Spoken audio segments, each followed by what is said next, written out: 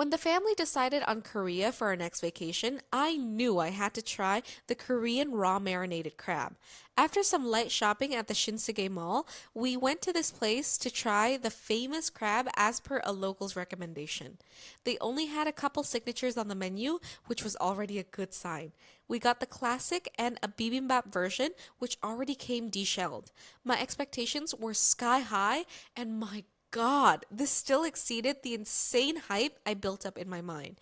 The crab meat was sweet, creamy, and fresh with a hint of ocean brininess. The classic version did taste better when you freshly squeeze it out of the shell. The bibimbap version came with rice and bean sprouts. This was an elite combination. The side dishes that came with it also did a great job brightening up the dish and kept each and every bite interesting. The star of the show is that gorgeous bright orange crab roe over hot rice. This was so good, we ordered a second round. It's Korean barbecue time, but not just for any barbecue, intestine barbecue, which is tricky to find outside of Korea. As per usual, the table is filled with side dishes like pickled radish, marinated seaweed, soy and vinegar onions, lettuce, herbs, and all sorts of sauces. For the main event, the intestines, we got two varieties, the classic plain one and the seasoned spicy ones. This particular intestine cut is called makjang, and it was prepared very well. Soft and crispy when rendered out on the grill and was properly cleaned. It also came with rice cakes, peppers, and garlic to grill. Most of us preferred the seasoned makjang, but if sweet and spicy isn't your thing, the plain one will still be a solid choice. If there's someone really picky in your group, you could always just get pork belly. They have combo sets for 2 to 3 people for 38 to 40,000 won, and you can order extra fried rice or ramen on the side. Gather up, folks! You've seen poke, you've seen tartar, you've seen sashimi, but have you ever seen salmon cut like this and eaten like noodles? Talk about a keto-friendly meal. We're at Mipudong, a modern Japanese eatery in Korea with a twist. We got a variety of dishes including eel rice with sea urchin, mixed seafood and sashimi bowl, and the star of the show, the salmon noodles with cold tomato broth and shrimp tempura. If you thought this was a gimmick just for social media likes, think again. This place is serious about their food. For starters, their wasabi is real, not the fake horseradish kind.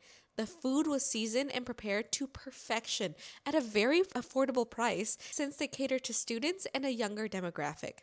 I still dream about this meal months after being back from Korea. Definitely worth a try. Here's everything I ate at the Myeongdong Night Market in Seoul. Octopus and fish sashimi, pork and egg patties, and kimchi pancakes from this lovely lady. It doesn't get fresher than that. We then had tofu and kimchi dumplings and hand-cut noodles from this stall featured in the Netflix series. We also got classic Korean snacks like tteokbokki, mini gimbap rolls, fish cakes, and a variety of offals. The stuffed intestines were my absolute favorite. We also got the famous Korean beef tartare from this place and took it home. There's just something about night market food that hits different. Maybe it's the ambiance or the fact that you get to see the food made right in front of you by people so dedicated to their craft. Truly magical and brings me so much joy. Here's everything I ate at the Busan seafood market. You start off by picking your seafood and preparation method on the first floor. The vendors speak pretty good English and can recommend how to prepare different types of seafood. Once you've made your choice, make your way up to the third floor to the restaurant, which, for an extra fee, they'll provide some free side dishes. We got the octopus sashimi in sesame oil. It's as fresh as you can get. And then grilled abalone, which was tender and still had a nice crunchy texture. Look at how pretty the shell is. And then this shellfish platter, which had oysters, clam, and scallop. We wanted the oysters raw and the scallops grilled, but there was a mistranslation in the kitchen. Also, this gigantic steamed crab. We weren't a fan of the roe. It was a bit too salty and pretty expensive. The claw meat was nice and sweet, though. The grilled fish was easily the star of this meal. The crispy skin and perfectly cooked meat, 10 out of 10.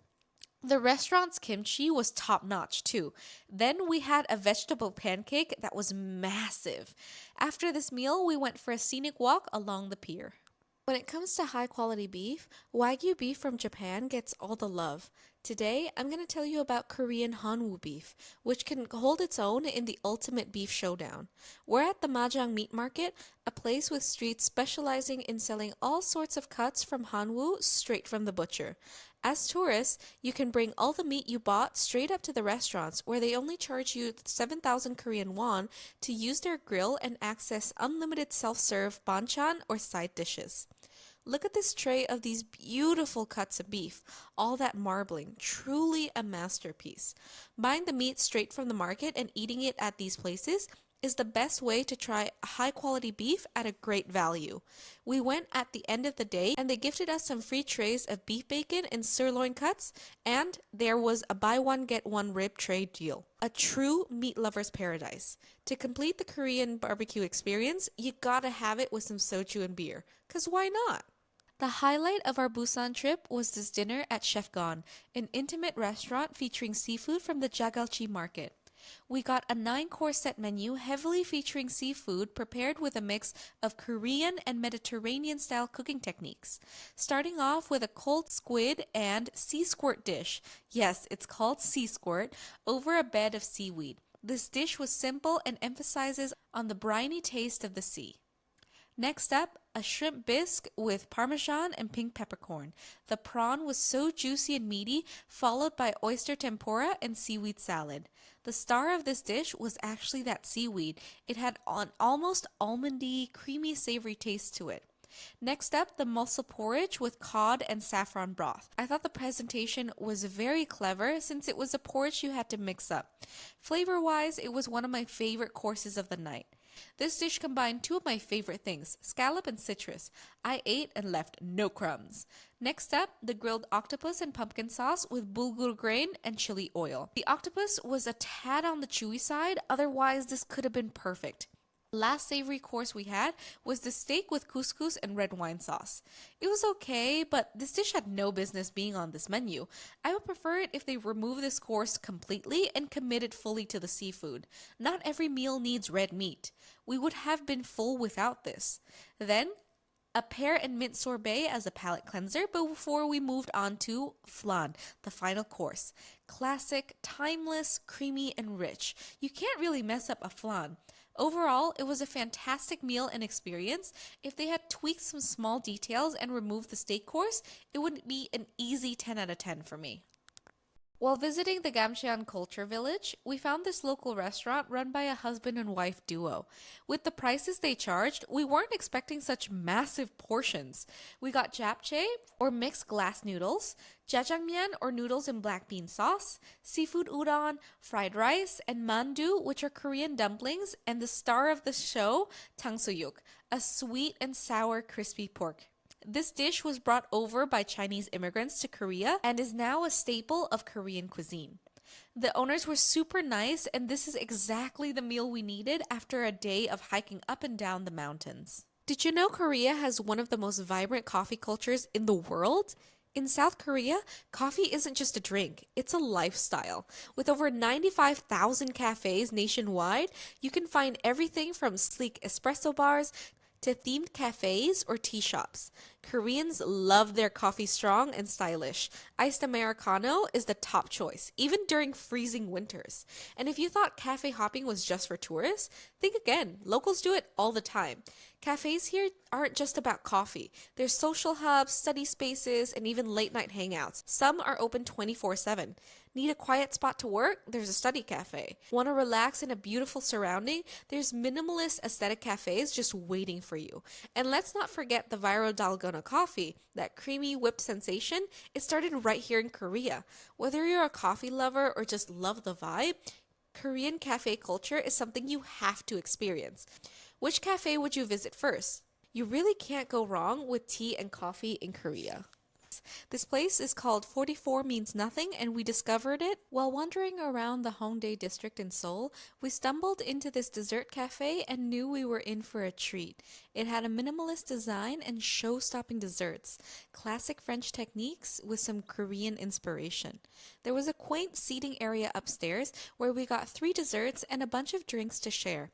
First up, the classic Saint Honoré, a puff pastry base with pastry cream filled choux that had a crispy caramel top mounted with vanilla cream. Next up, the rose dessert, filled with lychee mousse, rose sponge, and raspberry jam. Very nicely balanced, and the rose wasn't too overpowering. We also had a millefeuille with sesame and miso. The savory, salty touch was a welcome addition to the caramel flavor of the pastry.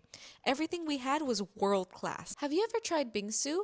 It's a Korean shaved ice dessert, and what sets this apart from Hawaiian or Japanese shaved ice desserts is it's actually milk based, adding extra creaminess and richness to the dish. We're at Subling in Seoul. If you ever come to Korea, try to find a dessert spot that specializes in just bingsu. That way, you know the machines they use are legit. We got the seasonal strawberry with mochi and the cheesecake flavor. Both come with extra condensed milk to drizzle on top, as if the ice being made from milk wasn't decadent enough.